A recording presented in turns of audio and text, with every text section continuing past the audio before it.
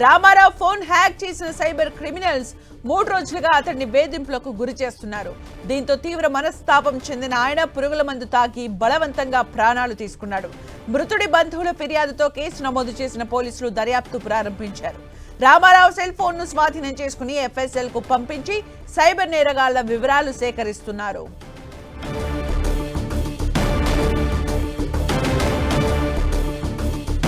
మరిన్ని అప్డేట్స్ మా ప్రతినిధి సైదులు అందిస్తారు. సైదులు, సుమిత్ర, సైబర్ నేరగాళ్ల వలలో చిక్కుకున్న అమాయక గిరిజనుడు తన ప్రాణాలను బలి తీసుకున్న పరిస్థితి కనిపిస్తుంది. ఆలస్యంగా వెలుగు చూసిన ఘటన కూడా నిన్న సంబంధించి ములుగు జిల్లాకు సంబంధించి వెంకటాపురం మండలం తిప్పాపూరు గ్రామానికి సంబంధించినటువంటి కోరం రామారావు తన ఫోన్ ని సైబర్ నేరగాళ్లు హ్యాక్ చేశారు. హ్యాక్ చేసిన తర్వాత మొత్తం ఆ ఫోన్ కి సంబంధించిన డేటాతో పాటు ఆయన బ్యాంకు అకౌంట్, అదేవిధంగా ఆధార్ కు సంబంధించినటువంటి వాళ్ళ కుటుంబ సభ్యులు అంటే రామారావుకు సంబంధించినటువంటి కుటుంబ సభ్యులు పిల్లల ఫోటోలతో సహా పూర్తిగా హ్యాక్ చేసి వేధింపులకు గురి చేస్తున్న పరిస్థితి కనిపిస్తుంది.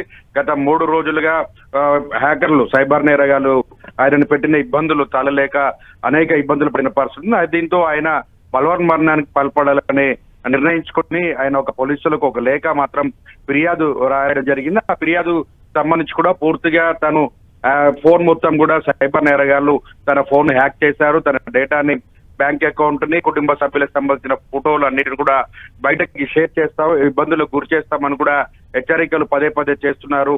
తన కుటుంబం సభ్యులు అందరినీ కూడా కాపాడాలి, తనకు న్యాయం చేయాలంటూ కూడా తన అలా ఫిర్యాదు చేయడం జరిగింది. అంటే చనిపోతూ రాసిన లేఖలో ఫిర్యాదు చేయడం జరిగింది. మొత్తంగా ఇదే విషయానికి సంబంధించి కుటుంబ సభ్యులు పోలీసులకు సమాచారం అందించారు. అయితే అప్పటికే రామారావు మృతి చెందాలని భావించాడు. అందులో బలవన్మరణానికి పాల్పడ్డాడు. పురుగుల మందు తాగి బలవన్మరణానికి పాల్పడడంతో కుటుంబ సభ్యులు ఆయనని గమనించి వరంగల్ ప్రభుత్వ ఆసుపత్రికి తరలించారు. వరంగల్ ప్రభుత్వ ఆసుపత్రిలో చికిత్స పొందుతూ రామారావు తన ప్రాణాలను కోల్పోయాడు.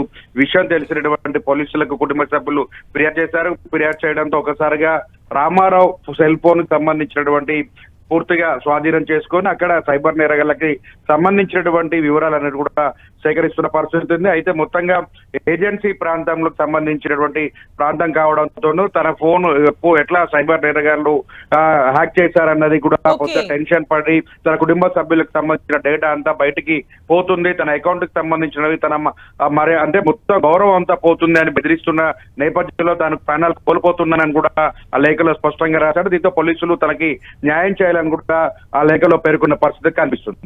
Thank you Saidulu for the updates.